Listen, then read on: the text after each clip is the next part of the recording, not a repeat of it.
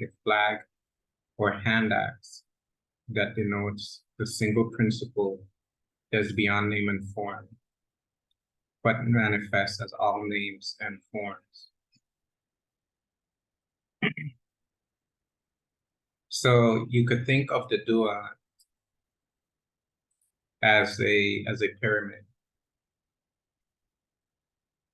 And at the very top of the pyramid, that's where the netter resides, or that's the symbolic location of netter, which is beyond the conception of form and space.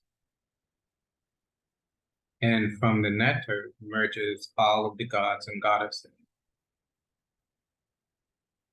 This symbol here that looks like an axe, it's covered with the colors of the Netarian flag, with the ancient Egyptian flag. This flag flew over the temples. In the Duat class, in the Rubetta class, I showed where the flagpoles were located in front of the temple. There were 4 of them. So there were 4 flags. The number 4 is one of the most mystical numbers in ancient Kemetic philosophy. And the green, yellow, and blue is also wrapped around the symbol of netter. So the temple is the location of netter in the realm of time. It has like a location, and its representative is the main divinity of the temple. The single principle, which is the substratum, is beyond name and form, meaning it has no conceptual, it has beyond concepts. It has no conceptual construct. But this entity that is beyond name and form manifests as all names and all forms, although it itself is beyond name and form. So its manifested aspect is perceptual entities, which are merely concepts. Anything that is perceptual to the mind is actually a concept that you have created in your mind. Is the universe, creation, your life exists because of the conceptual nature of your mind, meaning your mind's proclivity and habitual nature of producing concepts. And that's why you have human life. That's why you have, where you exist, or you are conscripted to time and space because of concepts. Without the conceptual nature of mind, you will not be able to be a conceptual entity, which is a human being. It would not be possible. So therefore, your manifestation as a human being is nothing more than a concept. And saying that your existence as a human being is a concept is actually being nice. Because when you look at it from the perspective of the metaphysics of the spirit bodies, and you look at it from the and this actually occurs in the Duat text, where there is an examination of the Kabit, which is one of the 9 parts of the spirit. And in the Duat text, in MP 1:11, if I recall correctly, it is told that you join with your Kabit. Your Kabit is your shadow. It's the aspect of your personality that produces a shadow.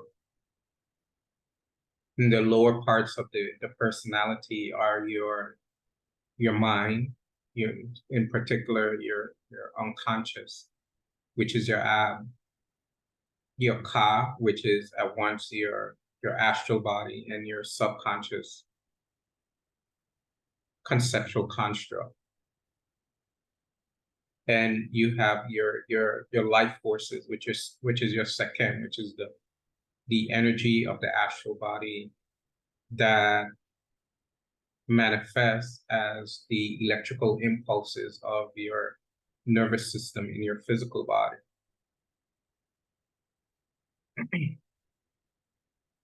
And you have your Ren, which is your name.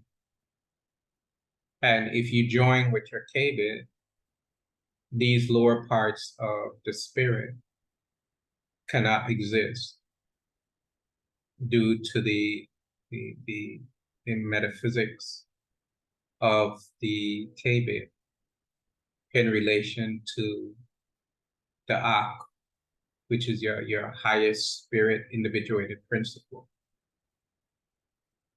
So if the lower parts of the personality are disintegrated upon union with the Kbit, it means that when these lower parts of the personality are manifest, your life forces, your physical body, which is your Ka, the unconscious mind, the subconscious mind, it means that these are nothing more than a shadow that has been cast by the Kbit. So your physical body or your notion of yourself as a human being is nothing more than a shadow that is being produced by the Arya, meaning by the karmic basis of the unconscious. So saying that your physical body is nothing but a concept is actually being nice. It's worse than that. It's actually a shadow. And we're going to talk more about that when we get into the text proper. We're going to talk about how that all works, the metaphysics of it, why that is, and how to understand it for the purpose of spiritual evolution.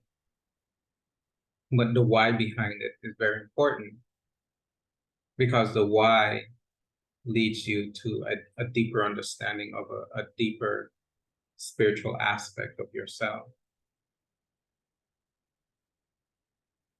And you have a Kbit, and the netter also has a Kbit. So it means that the universe also is nothing but a shadow that is cast by the Kbit.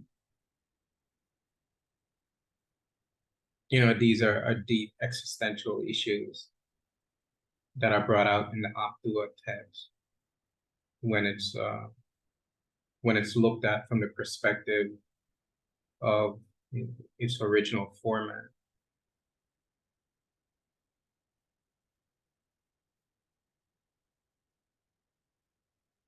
So the gods and goddesses are manifestations of the netter, which is the underlying spirit force that causes the names and forms to manifest. Thus, while as manifestations, the gods and goddesses are indicated by 3 flags.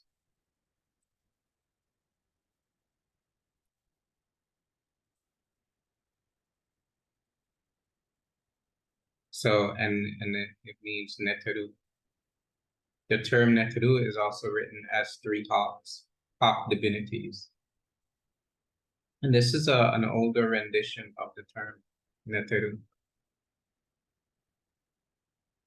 or 3 hawk divinities holding a flail, or 3 hawk divinities seated on a standard. So these are the different ways in which the term neteru is rendered in the hieroglyphic text, in hieroglyphs.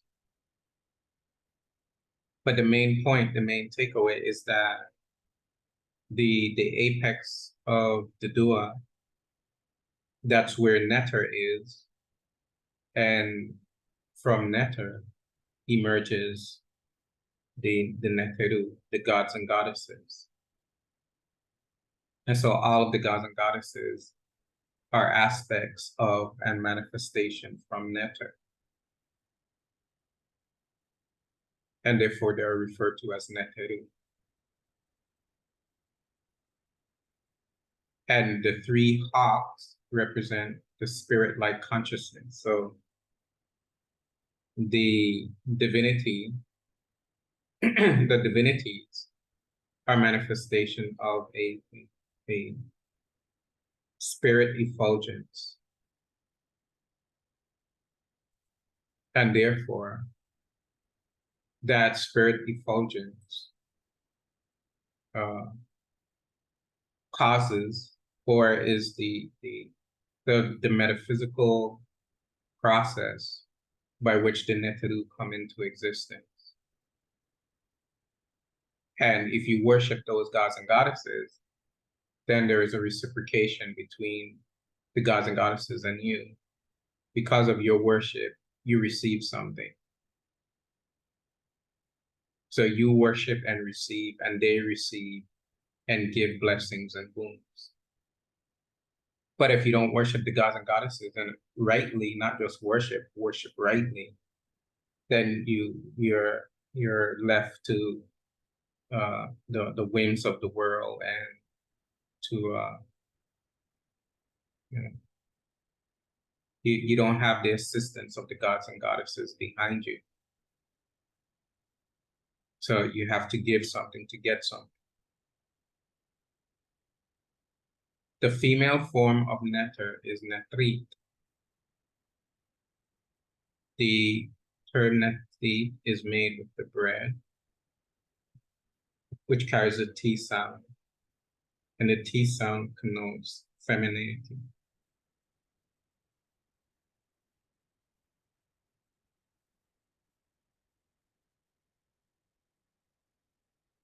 So the Netrit, the T sound indicates feminine. There is also the ostrich egg as the determinative. And, you know, we've discussed the principle of the determinative already. And so the determinative is the indicator. The ostrich egg symbol expresses filiation and female productive power. And what I mean by that is the female power of procreation, or the female power of generation that cause things to become manifest. We think that the power of generation is male only because of the interplay of the genders. It's the male that pursues the female, and it's the male that impregnates the female. But females can pursue males as well, and females can initiate sexual interplay. So females also have their own power of generation through the feminine power, the feminine process of generation. Is generation nonetheless. And the female power of generation is more nuanced than the male power of generation, actually. It's more nuanced, it's more feeling, it's more intuitional.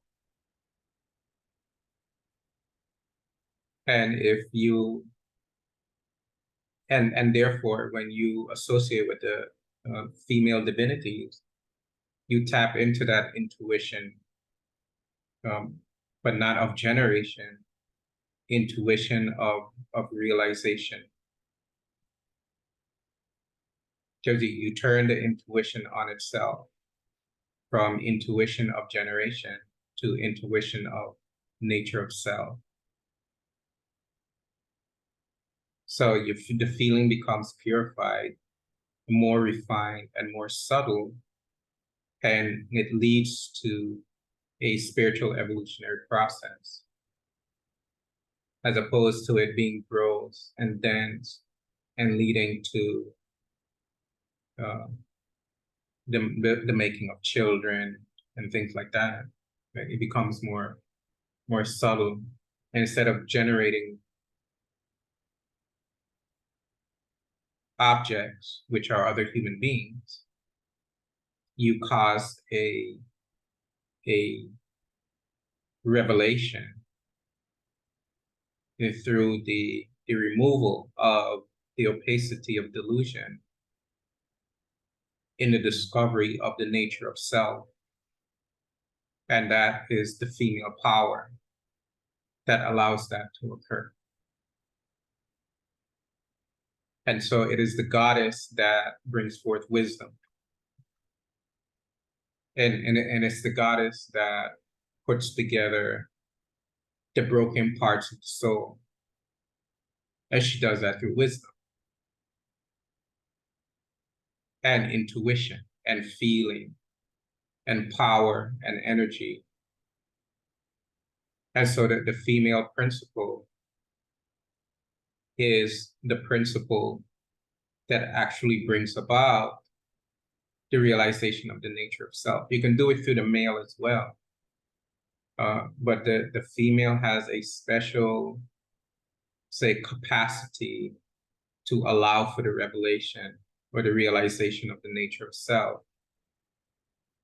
Because invariably, even if you approach it through one of the male divinities, invariably you'll have to go through a female divinity anyway. If you want to go through a Sar, you're going to end up going through a Set. If you want to go by way of Ptah, you're going to end up going through Sekhmet. If you want to go through Amun, you're going to end up going through Mut, Amunet. The goddess is going to be there. If you go by way of the goddess philosophy, then you go by, it's more direct, and there is more of a tapping into the power of the generation of the power of creation. So in the male, the creation comes from the mind of itself. In the female brings the power of the creative impetus.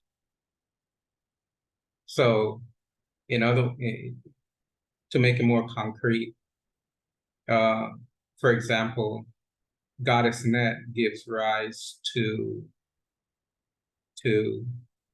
Ra, and then Ra is the creative spirit. So Goddess Net, the supreme absolute, brings forth Ra, and then Ra conjures the creation, allows creation to come into existence. And Net, in that respect, then Net is a symbol of Nebuchadnezzar. And Nebuchadnezzar is the transcendental absolute that is essentially beyond the principle of gender. And so you can refer to Nebuchadnezzar as male or female because it is more than the sum of the two.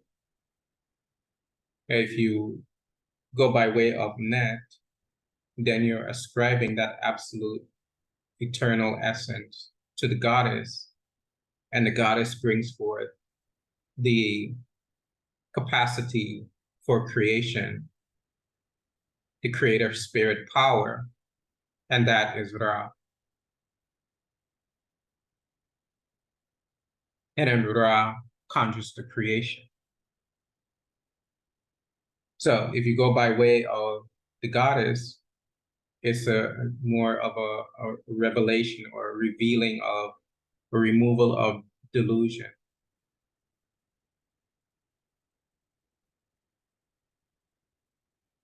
So there's a very nuanced perspective when you're going by way of the goddess. Thus, the absolute supreme can be referred to as male or female because it is essentially beyond both male and female, as we were just talking about. Thus, to make it perceptible to the mind, we can refer to the supreme divinity as either male or female. Therefore, in ancient Egyptian mystic religion, God is not seen as an absolute gender being, but an abstract reality beyond male and female. And to refer to it as female intimates that there's no gender bias or gender identification in regards to ultimate reality. And this is something that you don't see in Western religion. In Western religion, you can't say that the God that creates is a woman. It's designated as a he, and in absolute terms, it is a he, and it can never be referred to as a female. So they cut out the female power in Western religion, although they allude to it, but they cut it out from the mystery of the power of creation.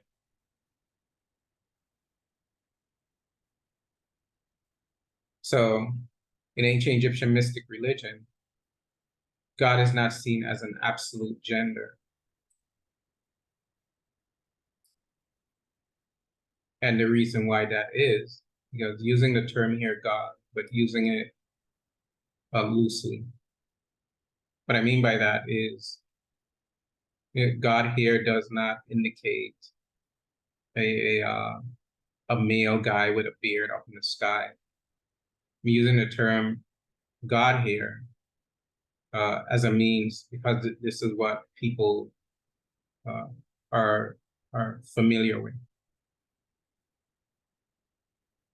You can use the word divine. You can use the word supreme spirit or spirit essence. It's all the same, synonymous with the same ultimate reality. And because it's an ultimate reality, it cannot be seen as an absolute gender. So you cannot ascribe God to being only male or God as being only female. That doesn't comport with the reality of ultimate reality. Now, and keep in mind that this is a problem of religion. What I mean by that is that this is not a problem from the perspective that something bad. What I mean by problem is the mechanism by which to understand how divinity works in the realm of time and space. So the absolute supreme in Western religion, the absolute supreme is seen as the creator. Omnipotent, omnipresent, omniscient is the creator. In mystical religion, the supreme cannot be the creator. It's impossible because the absolute supreme is beyond, is so transcendental of time and space that it doesn't create anything. So what is needed for creation is an aspect of that supreme transcendental supreme that is beyond time and space that emerges at the pinnacle or the apex of time and space that can produce the the creation of the objects and forms of the universe, the earth, etc. So divinity, the absolute supreme, is so transcendental. It has nothing to do with creation. That's for something else. And therefore, the goddess, she brings forth the creator. She is so beyond, so transcendental. She has nothing to do with creation. So for creation to come into existence, she has to produce something that can do the creation. And that is termed Ra. Ra is the creator spirit. And therefore, the supreme absolute cannot be said to be an ultimate gender because it is transcendental, it's beyond name and form, it is beyond generation. So it cannot have a gender indication. When the Kabbalion says that gender is in everything, what it's alluding to is everything within the realm of space and time. Even and at the level of mind, there is gender. But in absolute consciousness, it's not referring to absolute consciousness.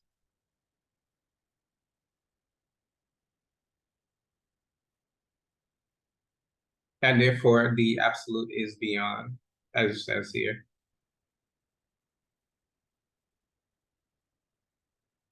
Male and female. And what is very important is that in ancient Egyptian religion, there is no gender bias. You have gods, you have goddesses.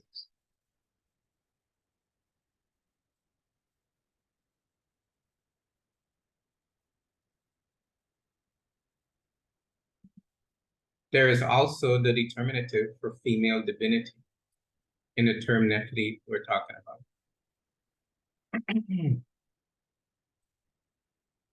Netter is also spelled out phonetically as NTR with the axe flag ideogram as a determinative in the phonetic spelling. And this is important key. This symbol is an ideogram that holds the whole phonetic value of the term net